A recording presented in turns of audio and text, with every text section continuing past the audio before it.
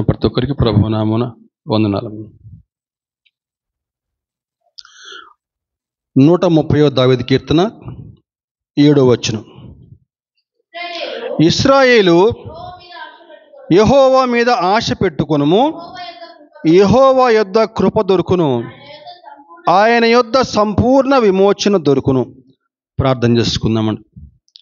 మహాపరిశుద్ధుడా, సర్వోన్నతుడా, సర్వోన్నతమైన స్థలములలో ఆసీనుడా, మహిమగల తండ్రి, నీ పరిశుద్ధమైన పాదాలకి వందనాలు నా ప్రభా, స్తోత్రం. ఇంతవరకునైనా చక్కని పాటలతోనైనా నేను స్తుతించుకున్నాం, కీర్తించుకున్నాం నా ప్రభా. చక్కని ఆరాధన జరిపించుకున్నారు నా ప్రభా, నీకే స్తుతులు, స్తోత్రం నైనా. ఈరోజు మా కొరకు సిద్ధపరచబడ్డ వాక్యం మేము ధ్యానించబోతుండగా మా మంచి బోధకుడా చదువుకున్న వాక్య భాగం నుంచినైనా శ్రేష్టమైన ఆత్మీయ సత్యాలు మాకు బోధించండి నా ప్రభా. ఇక్కడున్న ప్రతి ఒక్కరితో వ్యక్తిగతంగా మాట్లాడిన దేవా, నిశ్చితమతినైనా కొద్ది సమయం నీకు సిలువ చాటును మరుగుపరిచి మీరే స్తుతి ఘనత మహి పొందరని మా ప్రభువును రక్షకుని ప్రియకుమారుడు యేసుక్రీస్తు వారు అతి శ్రేష్టమైన నామమున వేడుకొనుచున్నాము తండ్రి, ఆమేన్. ఈరోజు వాక్యాంశము, దేవుని వద్దకు వస్తే ఏం దొరుకుతుంది? ప్రశ్న. దేవుని వద్దకు వస్తే ఏమి దొరకదు, దానికి అదే జవాబు కూడా. దేవుని వద్దకు వస్తే ఏం దొరుకుతుందని చెప్పానంటే, దేవుని వద్దకు వస్తే ఏమి దొరకదు. ఒక చెడు తప్ప అన్నీ దొరుకుతాయి. సంతోషం దొరుకుతుంది, సమాధానం దొరుకుతుంది, ఆశీర్వాదం, దీవెనలు, ఒకటేమిటి అన్నీ కూడా దేవుని వద్దకు వస్తే లభిస్తాయి. అయితే ఈరోజు ఈ 130వ కీర్తన ద్వారా భక్తుడు దేవుని వద్దకు వస్తే ఆయనకేం దొరుకుతాయో తన యొక్క అనుభవాలు తెలియజేస్తూ ఉన్నాడు. ఈరోజు తెలుసుకునే ప్రయత్నం చేద్దామండి. కీర్తనలో 134వ వచనంలో ఏం చెప్తున్నాడంటే, అయినను జనులు నీ యందు భయభక్తులు నిలిపినట్లు నీ యొద్ద క్షమాపణ దొరుకును. ఏంటండి? మొట్టమొదటిగా క్షమాపణ దొరుకుతుందటండి. మొట్టమొదటిగా క్షమాపణ దొరుకుతుందట.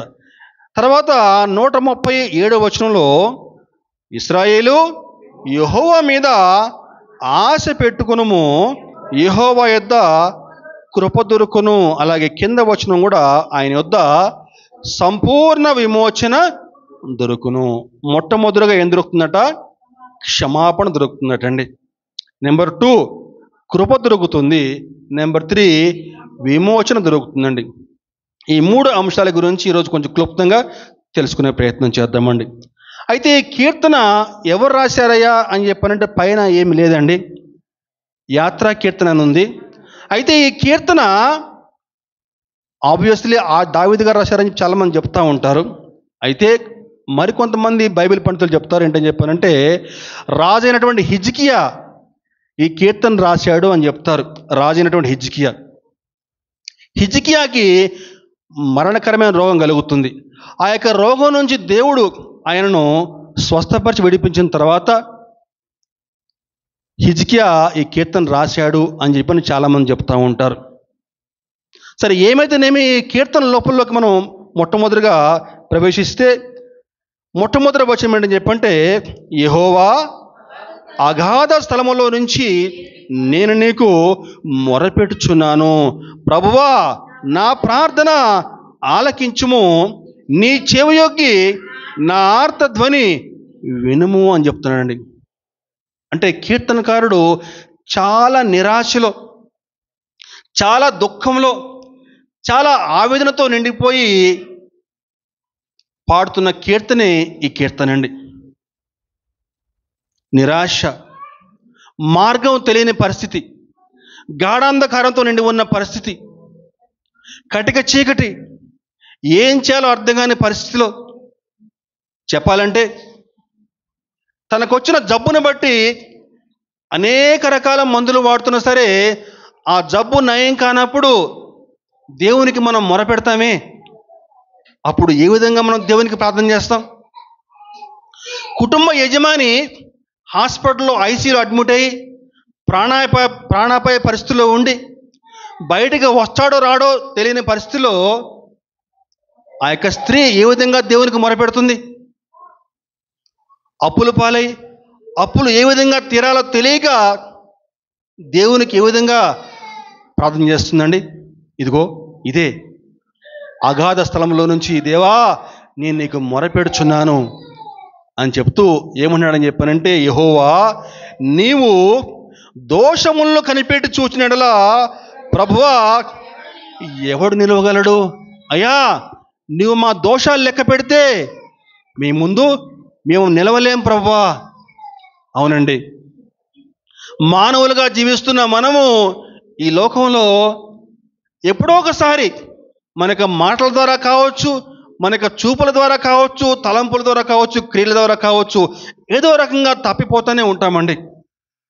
ఏదో రకంగా మనం పాపం చేస్తూనే ఉంటాం. మానవుల యొక్క ఆలోచన ఎప్పుడు కూడా చెడుతనమని చెప్పంటాడు ఆదికాండంలో ప్రభు. ఒకసారి మనకి యాకోబు పత్రికలో ఒక మాట ఉంటుంది. యాకోబు పత్రిక 2వ అధ్యాయం 10వ వచనంలో, యాకోబు పత్రిక 2వ అధ్యాయం 10వ వచనంలో,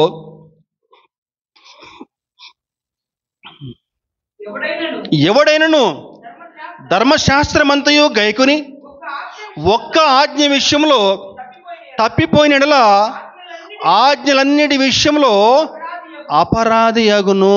చూశారండి, ధర్మశాస్త్రం అంతా కూడా పాటించినా సరే, బైబిల్ అంతా కూడా జాగ్రత్తగా మనం ఫాలో అయినా సరే, ఒక్క ఆజ్ఞ విషయంలో తప్పిపోతే ఏంటట? అతడు అపరాధి అగును.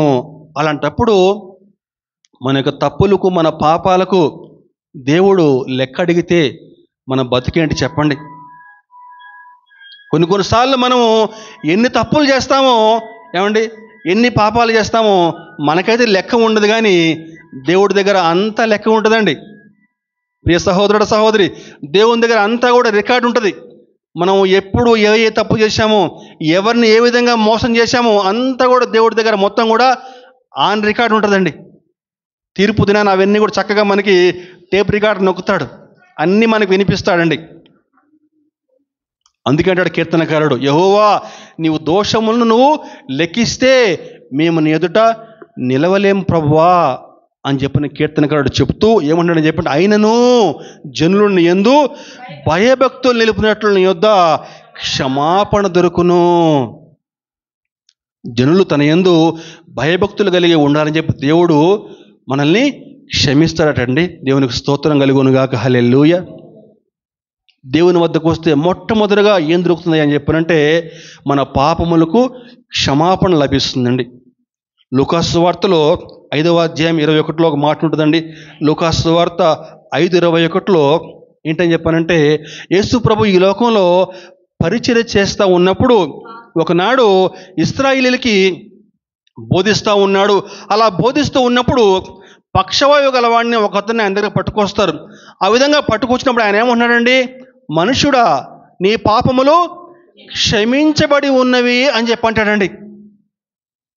ఆ విధంగా చెప్పినప్పుడు పక్కనున్న శాస్త్రుల పరిస్థితులు ఏమన్నారని చెప్పానంటే, పాపములను క్షమించేటువంటి అధికారము దేవునికి మాత్రమే కదా అని చెప్పంటున్నారండి. నిజమేనండి, పాపాలను క్షమించాలంటే కేవలం దేవునికి మాత్రమే అధికారం ఉందండి. ఈ లోకంలో ఎవ్వడికి అధికారం లేదు. నువ్వు ఏం చేసినా సరే, తలకిందులుగా తప్ప చేసినా సరే నీ పాపాలు క్షమించబడవు. పాపాలను క్షమించాలంటే అధికారము దేవునికి మాత్రమే సాధ్యమండి. పేతురు పత్రికలో పేతురు గారు ఒక మాట రాస్తూ 2 పేతురు 3వ అధ్యాయం 9వ వచనంలో, 2 పేతురు 3:9లో, కొందరు ఆలస్యమని ఎంచుకున్నట్లు ప్రభువు తన వాగ్దానము గూర్చి ఆలస్యము చేయవాడు కాడు, కానీ ఎవడు నశింపవలని ఇచ్చింపక అందరూ మారు మనసు పొందవలని కోరుచు మీ ఎడల దీర్ఘశాంతము కలవాడే. బా, ఎంత చక్కని మాట అండి. ఎవడు నశించిపోవాలని చెప్పి ఆయన కోరుకోవట్లేదండి. అందరూ కూడా రక్షించబడి ఆయన వద్దకు చేరుకోవాలని చెప్పని, ఎవరు కూడా నశించిపోయి నరకాగ్నిలో పడకుండా ఉండాలని చెప్పి ఆయన మన ఎడల దీర్ఘశాంతము కలిగి ఉన్నాడండి. అంత గొప్ప దేవుడు అండి మన దేవుడు. మరి ఆయన వద్ద నుంచి క్షమాపణ పొందుకోవాలంటే ఏం చేయాలండి? దేవునికి దశంభాగం ఇస్తే సరిపోతుందా? లేకపోతే దేవునికి ఏదన్నా కానుకిస్తే సరిపోతుందా? లేకపోతే 1 month దేవునికి ఏదన్నా కార్యక్రమం స్పాన్సర్ చేస్తేనో. ఏమండి, జనరల్గా మానవులుగా మనం అలాగే ఆలోచిస్తాం కదండి. మనం ఎవరి పట్ల తప్పు చేస్తే, ఎవరినైనా ఏదైనా బాధ పెడితే, మన వల్ల ఆ వ్యక్తి ఏదైనా కొంచెం హర్ట్ అయ్యాడని చెప్పి తెలిస్తే ఏం చేస్తాం మనం? వాడికి ఏది ఇష్టమో తెలుసుకుని, ఏమండి, వాడికి జిలేబీ ఇష్టమా, లడ్డు ఇష్టమా, లేకపోతే ఏమి ఇష్టమో తెలుసుకుని చక్కగా దాన్ని గిఫ్ట్ ప్యాక్ చేసి, ఏమండి, వాడి దగ్గర తీసుకెళ్తాం. లేకపోతే రెస్టారెంట్ తీసుకెళ్ళి చక్కగా వాడికి ఒక పార్టీ ఇచ్చి వాడిని నెమ్మదిగా కూల్ చేసే ప్రయత్నం చేస్తాం. అంతే కదండి. ఈ లోకంలో మానవులుగా మన ఆలోచన అలాగే ఉంటుంది. కానీ దేవుని దగ్గర అటువంటి వేషాలు వేస్తే కుదరదు. ఏం చేయాలి? దేవుడి దగ్గర దేవుని పాదాల వద్దకు వచ్చి దేవుని పాదాలు పట్టుకొని కన్నీళ్లు కార్చి నీ యొక్క ప్రతి తప్పిదం ఆయన వద్ద ఒప్పుకుంటే దేవుడు నీ ప్రతి పాపం నుంచి ఆయన విడిపించి నేను క్షమిస్తారండి. అప్పుడు దేవునితో నీకు ఒక చక్కని సంబంధం ఏర్పడుతుంది. ఆ క్షణం నుంచి దేవుడు తనకు తాను నీకు బయలుపరుచుకుంటాడు.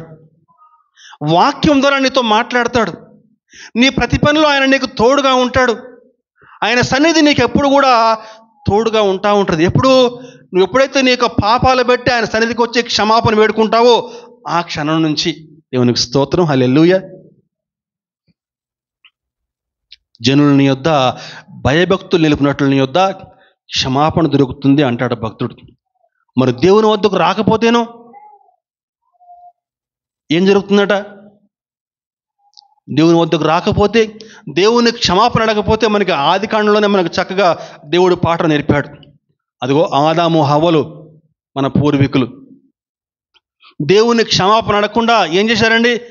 ఒకరిపైన ఒకరు నెపాలు మోపుకున్నారండి. నేను కాదు, ఆమె అంటే ఆమె కాదు, ఆయన అని చెప్పేసి నెపాలు మోపుకున్నారు. ఫలితము ఏదైనా మన నుంచి బయటకు గెంటివేయబడ్డారు. ఎన్ని అవకాశాలు ఇచ్చినా సరే మారు మనసు పొందకుండా, తన యొక్క తప్పును ఒప్పుకోకుండా నిర్లక్ష్యంగా వ్యవహరించాడు సౌలు మహారాజు. రాజ్యాధికారం కోల్పోయాడు. ఒకే రోజు సౌలు యొక్క కుమారులు, కుటుంబీకులు అందరూ కూడా చనిపోయారండి. దిక్కులేని చావు, భయంకరమైన చావు. చేసిన తప్పును ఒప్పుకోకుండా కప్పెట్టుకున్నందుకు గెహజీ యొక్క సంతానము తరతరాలకి కుష్ఠరోగంతో బాధపడ్డారు. చేసిన తప్పును ఒప్పుకోకుండా ఆలస్యం చేసినందుకు ఇస్కరియోతు యూదా ఇంటికి పోయి ఉరివేసుకుని చనిపోతున్న పరిస్థితి. ఈరోజు మన ఆత్మీయ జీవితాలు ఏ విధంగా ఉన్నాయి? మీ యొక్క పాపాలను బట్టి దేవునికి సన్నిధిలో క్షమాపణ వేడుకుంటున్నారా? ఒక్కసారి వ్యక్తిగతంగా పరిశీలన చేసుకుందామండి. మన యొక్క పాపాలను బట్టి దేవుని యొక్క సన్నిధిలో క్షమాపణ వేడుకోకుండా నువ్వెన్నటికీ పరలోకం చేరుకునే అవకాశం లేదండి. ప్రియ సహోదరుడు, సహోదరి, నీ యొక్క ప్రతి పాపాన్ని బట్టి ఆయన వద్ద క్షమాపణ దొరుకుతుందని చెప్పని కీర్తనకారుడు చెప్తా ఉన్నాడండి. దేవుని వద్దకు వస్తే మొట్టమొదటిగా ఏం దొరుకుతుందండి? క్షమాపణ లభిస్తుంది. మొట్టమొదటిగా. నెంబర్ 2, దేవుని వద్దకు వస్తే ఏం దొరుకుతుందయా అని చెప్పనంటే, ఇశ్రాయేలు యెహోవా మీద ఆశ పెట్టుకునుము, యెహోవా యొద్ద కృప దొరుకును. కృప అని చెప్పనంటే నిర్హేతుకమైన ప్రేమ. నిర్హేతుకమైన ప్రేమ అని చెప్పంటే హేతువు లేకుండా ఒక వ్యక్తిని ప్రేమించడం. అంటే హేతువు లేకుండా అని చెప్పంటే ఎటువంటి కారణం లేకుండా ఒక వ్యక్తిని ప్రేమించడం అండి. జనరల్గా మానవులుగా మనం ఏం చేస్తామని చెప్పంటే ఏదన్నా కారణం లేకుండా ఒక వ్యక్తిని మనం ప్రేమిస్తామండి. అలా చేయం మనం. ఆ వ్యక్తి నుంచి ఏదన్నా ఒక లాభం మనం ఆశిస్తాం. ఒక లాభం మనం ఆశించి ఆ వ్యక్తిని మనం ప్రేమిస్తూ ఉంటాం. ఆ వ్యక్తి నుంచి మనకేదన్నా లాభం ఉందా, ఆ వ్యక్తి నుంచి మనకేదన్నా బెనిఫిట్ ఉందా, అప్పుడే మనం ఆ వ్యక్తిని ప్రేమిస్తాం. చక్కగా ఆ వ్యక్తితో మాట్లాడుతూ ఉంటాం. కానీ దేవుని యొక్క ఆలోచన వేరు, మానవుల యొక్క ఆలోచన వేరండి. ఎటువంటి ప్రతిఫలం ఆశించకుండా ప్రేమించేదే కృప. అంటే అర్హత లేనటువంటి వ్యక్తికి ఆ యొక్క అర్హత దయచేయటమే కృప అని చెప్పంటే అర్థమండి. దేవుని యొక్క కృప ఎంత లోతైనదని చెప్పానంటే, అబ్రహాముకి ఇచ్చినటువంటి మాట చొప్పున ఒక మోసగాడు యాకోబు తన యొక్క తండ్రిని మోసం చేసి, అన్నను మోసం చేసి పారిపోతూ ఉంటే, ఆ యొక్క అరణ్యంలో యాకోబును కలుసుకున్నాడు ప్రభు. ఆకాశం నుంచి నిచ్చెన వేశాడు కిందకి. యాకోబును పలకరించి తనను తాను పరిచయం చేసుకుని యాకోబును అరణ్యంలో దీవించినటువంటి గొప్ప దేవుడు అండి మన దేవుడు. యాకోబు వంటి మోసగాని వద్ద కూడా దేవుని యొక్క కృప వెళ్ళగలదు. దేవునికి స్తోత్రం, హల్లెలూయా. ఏం చెప్పాలన్న దేవుని యొక్క కృప గురించి? మేకల యొక్క ఎడ్ల యొక్క రక్తం వల్ల మన యొక్క పాపములు విమోచించబడవు అని చెప్పని తన ప్రియతమ కుమారుణ్ణి లోకానికి పంపినటువంటి గొప్ప దేవుడు మన దేవుడు. అంతటి మహోన్నతమైన కృప దేవుని యొక్క కృప అని చెప్పానంటే, అందుకే ఒక భక్తుడు చక్కని పాట రాశాడు కదా. ఏం పాట అంటే మనం చక్కగా పాడుకుంటూ ఉంటాం. కృపామయుడా నీలో నా కృపామయుడా నీలోన నివసింపచేసినందున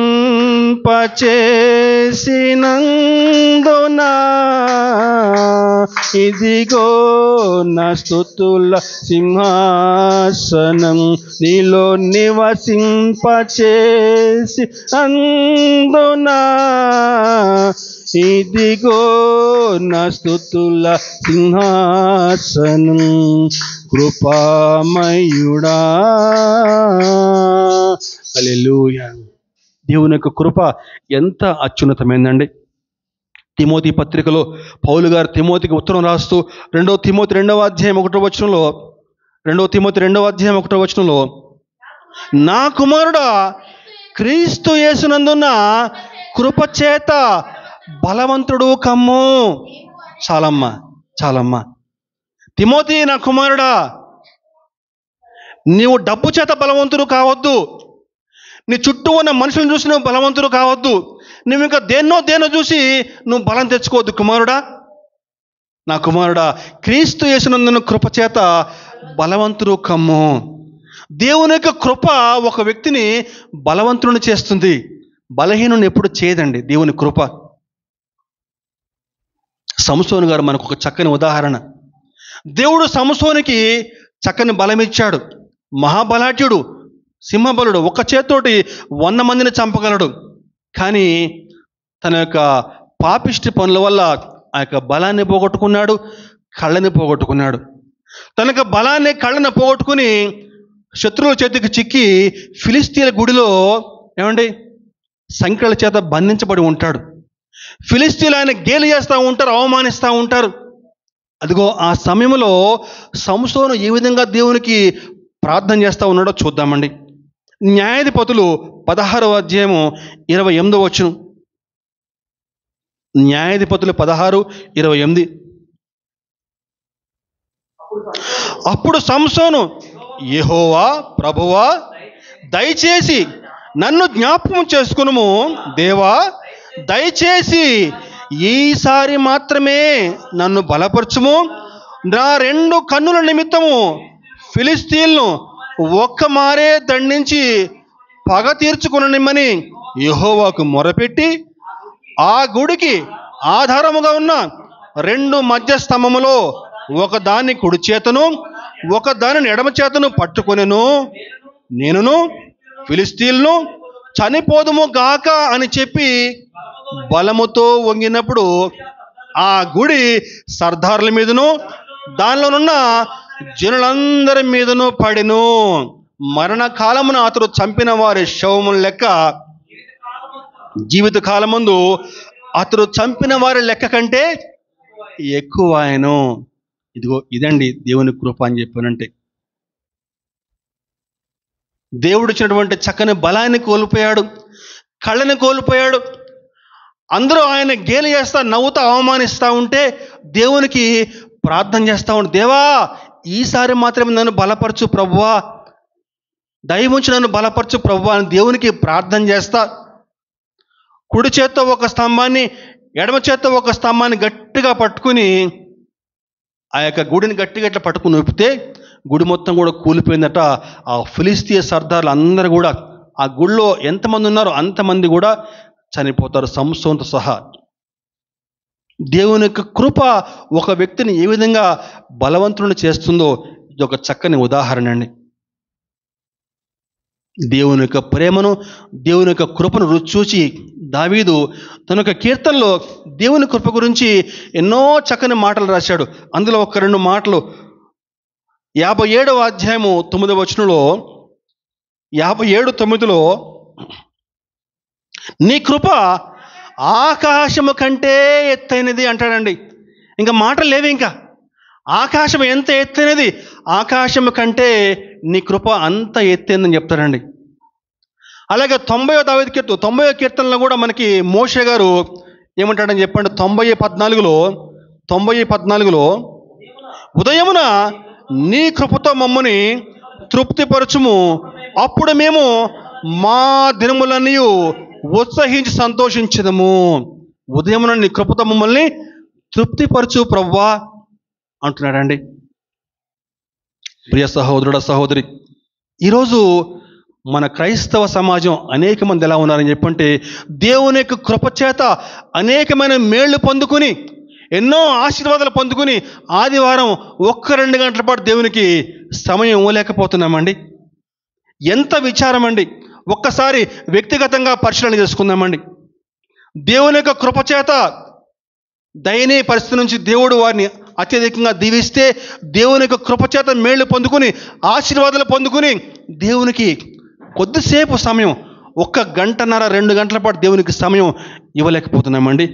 దేవుని యొక్క కృపను నిర్లక్ష్యం చేస్తూ ఉన్నారు. దేవుడు ఎవరు కూడా నశించిపోకుండా ఉండాలని చెప్పని తన యొక్క దీర్ఘశాంతము చొప్పున మనల్ని దీవిస్తూ ఉన్నాడు. సహోదరుడ, సహోదరి, దయవుంచి దేవుని యొక్క ప్రేమను నిర్లక్ష్యం చేయవద్దండి. దేవుని యొక్క సన్నిధికి క్రమంగా వద్దాం, సమయానికి వద్దాం, దేవుని హృదయపూర్తిగా ఆరాధన చేద్దాం. దేవుని నామానికి మహిమ కలుగును గాక. దేవుని వద్దకు వస్తే ఏం దొరుకుతుందండి? మొట్టమొదటిగా క్షమాపణ. నెంబర్ 2 దేవుని యొక్క కృప అండి. 3వదిగా ఆయన వద్ద సంపూర్ణ విమోచన దొరుకును అంటాడండి. సంపూర్ణ విమోచన. విమోచన అంటే ఏంటండి? విడుదల, విడిపించువాడు. ఇశ్రాయేలీయుల యొక్క ఆ యొక్క అస్తిత్వము ఆ యొక్క విమోచన మీదనే ఆధారపడి ఉందండి. 430 ఏళ్ల పాటు ఐగుప్తులో బానిసత్వంలో వారు మగ్గుతూ ఉంటే ఎప్పుడు బయటకు వస్తారో తెలియదు, ఏ విధంగా బయటకు వస్తారో తెలియదు, బయటికి వస్తారో రారో తెలియదు. దేవునికి మొర పెడతా ఉన్నారు, దేవునికి ప్రార్థన చేస్తూ ఉన్నారు. వారి యొక్క మొరలు ఆకాశానికి అంటుకుంటే దేవుడు మోషేను పంపించాడు. ఆ విధంగా ఇశ్రాయేలీయుల్ని ఐగుప్తు నుంచి బయటకు రప్పించాడు, బయటకు విడిపించాడండి. బయటకు విడిపించి అబ్రహాము, ఇస్సాకు, యాకోబులకు ఇచ్చిన మాట చొప్పున పాలు తేనెలు ప్రవహించే దేశాన్ని, కనాను దేశాన్ని స్వాస్థ్యంగా ఇచ్చాడు. అదే నేటి ఇశ్రాయేల్ అండి. ఆ యొక్క విమోచనను పురస్కరించుకుని ప్రతి సంవత్సరం కూడా వారు పస్కా పండుగ జరుపుకుంటూ ఉంటారు. విమోచన, బానిసత్వం నుంచి విమోచించే దేవుడు మన దేవుడు అండి. విమోచన. నెంబర్ 2, పోగొట్టుకున్న ఆస్తిని తిరిగి అప్పగించేటువంటి దేవుడు. పోగొట్టుకున్న ఆస్తి తిరిగి విమోచించేటువంటి దేవుడు మన దేవుడు అండి. మనకి 2వ రాజుల గ్రంథంలో ఒక చక్కని ఉదాహరణ మనకు కనిపిస్తుందండి. 2వ రాజుల గ్రంథంలో 4వ అధ్యాయంలో మనకి 8వ వచనంలో మనకి ఒక భక్తురాలు మనకు కనిపిస్తుంది. ఆమె ఎవరండి? షూనేమీరాలు కనిపిస్తుందండి. షూనేమీరాలు. అయితే ఆ షూనేమీరాలు వివాహమే చాలా కాలం అవుతుంది ఆమెకి, కానీ ఆమెకు పిల్లలు కలగరు. దేవుని పట్ల భక్తి కలిగిన స్త్రీ. అయితే ఎలీషా ఒకనాడు ఆ యొక్క పట్టణంలోకి వస్తే ఎలీషా తన ఇంటికి ఆహ్వానిస్తుంది భోజనానికి. ఎలీషా అతని యొక్క సేవకుడు ఆమె యొక్క ఆహ్వానం మేరకు ఆమె ఇంటికి భోజనానికి వెళ్తారు. ఆమె ఇంట్లో ఆమె యొక్క ఆతిథ్యం స్వీకరిస్తారు. ఆమె యొక్క ఆతిథ్యానికి మెచ్చి ఇంకా ఆ పట్టణానికి ఎప్పుడు వచ్చినా సరే ఎప్పుడు కూడా ఆ ఇంటికే వాడు వెళ్తూ ఉన్నారు. అది అలా ఉండగా వారి ఇంట్లో ఏ కొరత ఉందో గ్రహించిన ఎలీషా ఆమెను దీవించి ఆమెకు ఒక చక్కని కుమారుడిని దయచేస్తాడు. ఆ కుమారుడు పెరిగి పెద్దవాడు అవుతాడు. కొంతకాలం గడిచిన తర్వాత ఆ కుమారుడు హఠాత్తుగా ఒకరోజు మరణిస్తాడు. ఆ విధంగా మరణించిన వెంటనే ఆమె ముందు వెనక ఏమీ ఆలోచించుకోకుండా, కట్టుకున్న భర్త కూడా ఒక్క మాట కూడా చెప్పకుండా నేరుగా ఎలీషా వద్దకు వెళ్ళిపోతుంది. అయ్యా, నా కుమారుణ్ణి బతికించు ప్రభువా. ఎలీషా వస్తాడు, ఆమె యొక్క కుమారుణ్ణి బతికిస్తాడు, దేవునికి ప్రార్థన చేస్తాడు. ఆ కుమారుడు చక్కగా తిరిగి మళ్ళా సజీవుడుగా అవుతాడు. ఈ రెండు సంఘటనలు ఆమెకు గొప్ప విశ్వాసాన్ని కలిగిస్తాయి. ఆ విధంగా కాలం గడుస్తూ ఉండగా కొంతకాలం తర్వాత ఆ దేశంలో భయంకరమైన కరువు వస్తుంది. ఆ కరువు కాలంలో ఆమె కరువు తట్టుకోలేక ఆ దేశాన్ని వదిలి ఫిలిస్తీన్ల దేశానికి వెళ్ళిపోతుందండి. 7 ఏళ్ల పాటు ఆ దేశాన్ని వదిలి వెళ్ళిపోతుంది వేరే దేశానికి. 7 ఏళ్ల పాటు గడిచిన తర్వాత తిరిగి మరలా తన ఇల్లు ఎట్లా ఉంది, తన ఆస్తి ఎట్లా ఉంది, తన పొలం ఎట్లా ఉంది చూద్దామని చెప్పని తనకి ఇంటికి రాగా ఏం జరుగుద్దాయా అని చెప్పారంటే, తనకి ఇంటిని వేరే వాళ్ళు స్వాధీనం చేసుకుంటారు, తన యొక్క పొలాన్ని వేరే వాళ్ళు స్వాధీనం చేసుకుంటారు. ఎట్లా ఉంటుంది ఆ పరిస్థితి చెప్పండి? మనం ఏదన్నా ఊరెళ్ళి తిరిగి మళ్ళా ఇంటికి వచ్చేసరికి ఆ ఇంట్లో వేరే వాళ్ళు కాపురం ఉంటే మన పరిస్థితి ఎలా ఉంటుంది? ఒక్కసారి వ్యక్తిగతంగా ఆలోచన చేయండి.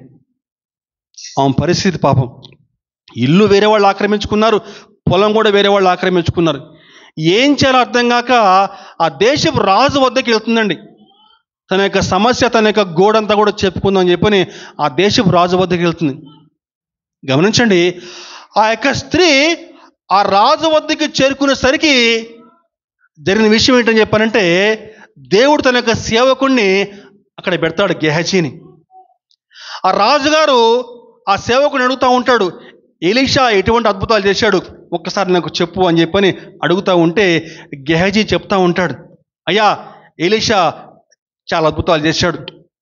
ఒక స్త్రీ యొక్క కుమారుడు ఆ విధంగా మరణిస్తే ఎలీషా ఆ యొక్క కుమారుని తిరిగి బతికించాడు అని చెప్పని చెప్తా ఉంటాడు. అదిగో ఆ విధంగా చెప్తున్న సమయంలోనే ఆ స్త్రీ ఆ యొక్క రాజుగారి వద్దకు వస్తుందండి. ఆమెను చూసినటువంటి ఆ యొక్క గెహజీ ఆశ్చర్యపోతాడు. అయ్యా అయ్యా, ఇదిగో ఈమెనే ఆ స్త్రీ. నేను ఇప్పుడు దాకా చెప్పాను కదా ఒక స్త్రీ గురించి, ఇదిగో ఆ స్త్రీ ఏమనే, ఆమె యొక్క కుమారుడు ఏమనేనండి. దేవునికి స్తోత్రం, హల్లెలూయా.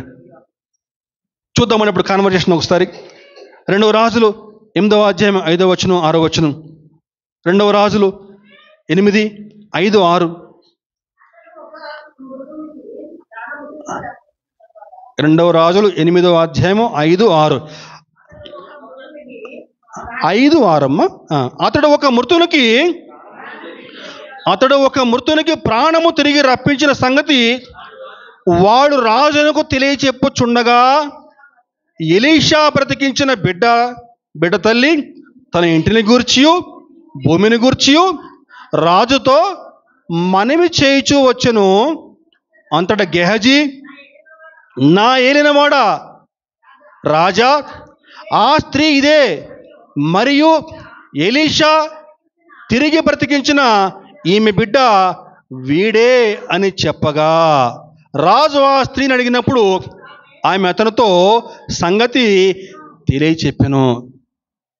మన దేవుడు ఎంత గొప్పవాడని చెప్పానంటే, ఆమె తన యొక్క ఆస్తిని పోగొట్టుకుంది, ఇంటిని పోగొట్టుకుందండి. ఏం చేయాలో అర్థం కాక ఆ రాజు వద్దకు ఆమె వెళ్ళేసరికే దేవుడు తన యొక్క సేవకుని, తన యొక్క మనిషిని అక్కడ పెట్టేశాడు. ఇక రాజుగారికి ఆమె పట్ల కనికరం వచ్చేలాగా చేశాడండి. కింద వచనం చూస్తే మనకి చాలా అద్భుతంగా ఉంటుంది. ఆ మాట ఏంటని చెప్పానంటే, రాజు ఆమె పక్షంగా ఒక అధిపతిని నియమించి ఆమె సొత్తు యావత్తును ఆమె దేశము విడిచిపెట్టినప్పటి నుంచి నేటి వరకు భూమి ఫలించిన పంట యావత్తును ఆమెకు మరలా ఇమ్మని సెలవిచ్చును. దేవునికి స్తోత్రం. మన దేవుడు ఎంత గొప్పవాడండి. హల్లెలూయా చెప్దామని ఒకసారి. హల్లెలూయా, దేవునికి స్తోత్రం.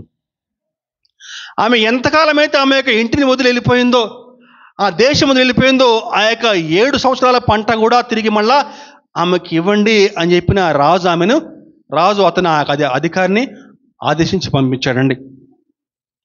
నువ్వు దేవుణ్ణి నమ్మితే, దేవుడి పట్ల విశ్వాసం ఉంచితే, దేవుని నిజంగా ఆశ్రయించి ఈ యొక్క మొర్ర దేవునికి తెలియజెప్తే నీకు జవాబు రావడం ఆలస్యం కావచ్చు, కానీ దేవుడు ఎప్పటికి కూడా అన్యాయస్తుడు కాడమ్మా. దేవుడు తప్పకుండా నీకు న్యాయం చేస్తాడు. ఆ స్త్రీ దేవుని పట్ల విశ్వాసం ఉంచింది, దేవుని పట్ల నమ్మకం ఉంచింది. దేవుడు తప్పకుండా న్యాయం చేస్తాడని చెప్పని విశ్వాసంతో ఉంది.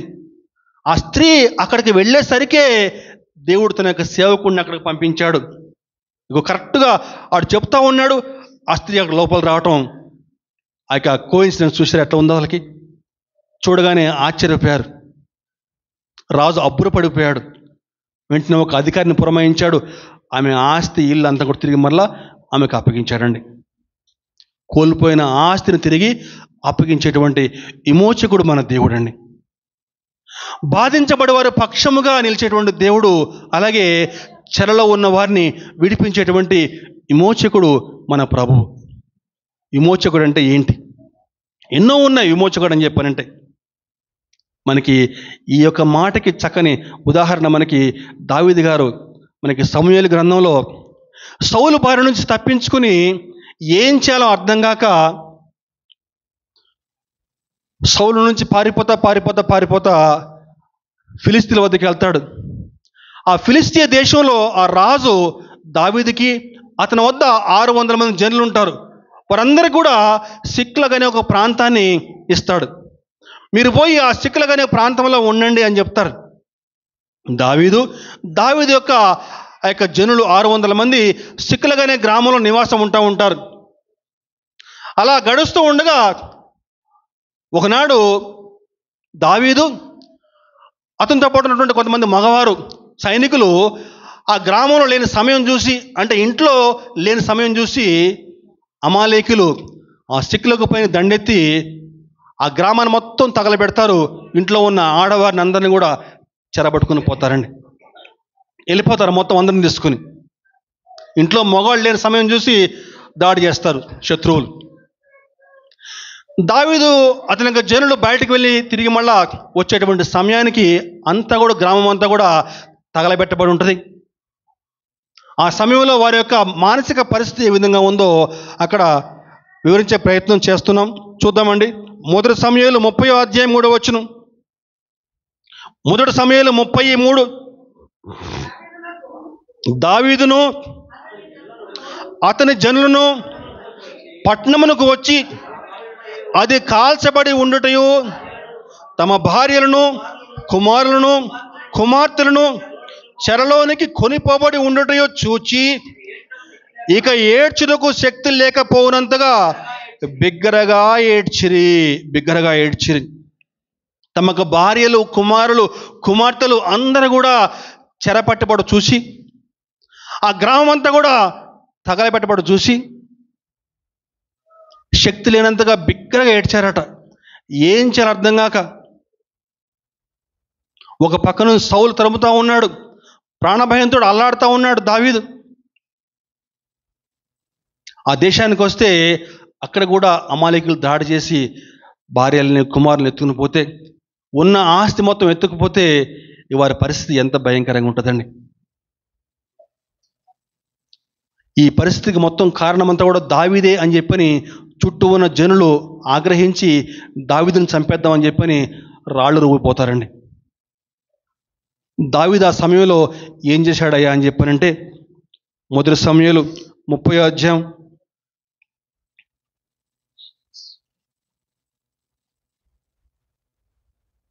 6వ వచనం. దావీదు మిక్కిలి దుఃఖపడును, మరియు తమ తమ కుమారులను బట్టి కుమార్తెలను బట్టి జనులకందరికీ ప్రాణము విసికినందున రాళ్ళు రువ్వి దావీదును చంపుదము రండిని వారు చెప్పుకొనగా, దావీదు తన దేవుడైన యెహోవాను బట్టి ధైర్యము తెచ్చుకొనెను. రాళ్ళు రువ్వి చంపుదామని చెప్పి అనుకున్నారు. ఇటువంటి పరిస్థితి కారణం దావీదే అని చెప్పి అందరూ కోపం వచ్చింది. కానీ దావీదు ఆ సమయంలో కోపం తెచ్చుకోలేదు. దేవుని పాదాల మీద పడి దేవునికి ప్రార్థన చేశాడు. దేవా ఏం చేయమంటావు ప్రభు అని చెప్పి దేవునికి ప్రార్థన చేస్తే అప్పుడు దేవుడు చెప్తున్నాడు, వెళ్ళు, నువ్వు అమాలేకులు తరుముతో పట్టుకుంటావు వెళ్ళని చెప్పినప్పుడు దావీదు వెళ్తాడు. అమాలేకుల పైన దాడి చేసి చెరలో ఉన్న తన భార్యలను మిగిలినటువంటి ఆడవారిని పిల్లలందరినీ కూడా తిరిగి మళ్ళా దక్కించుకుంటాడండి. చెరలో ఉన్న వారిని విడిపించేటువంటి దేవుడు, బాధించబడిన వారి పక్షముగా పోరాడే దేవుడు, విమోచించే దేవుడు మన దేవుడు అండి.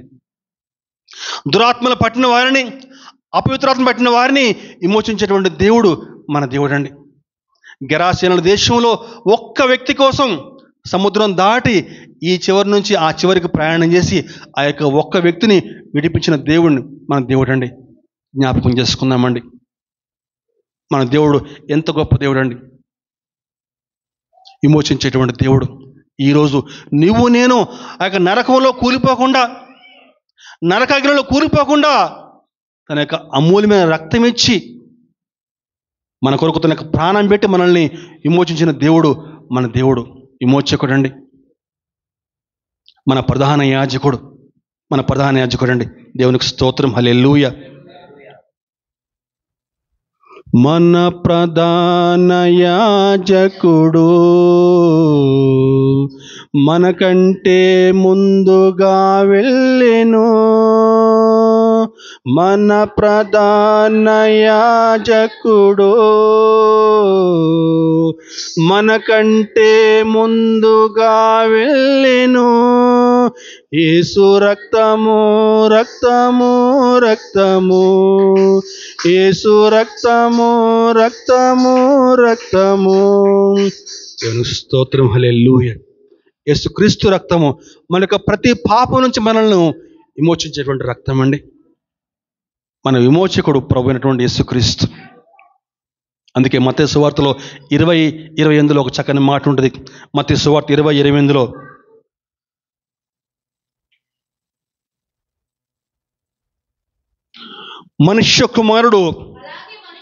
అలాగే మనుష్య కుమారుడు పరిచారము చేయించుకున్నట్టుకు రాలేదు, కానీ పరిచారము చేయుటకును అనేకులకు ప్రతిగా విమోచన క్రయధనముగా తన ప్రాణమునిచ్చుటకు వచ్చినండి. ఆయన పరిచారము చేయించుకోవడం రాలేదండి ఈ లోకానికి.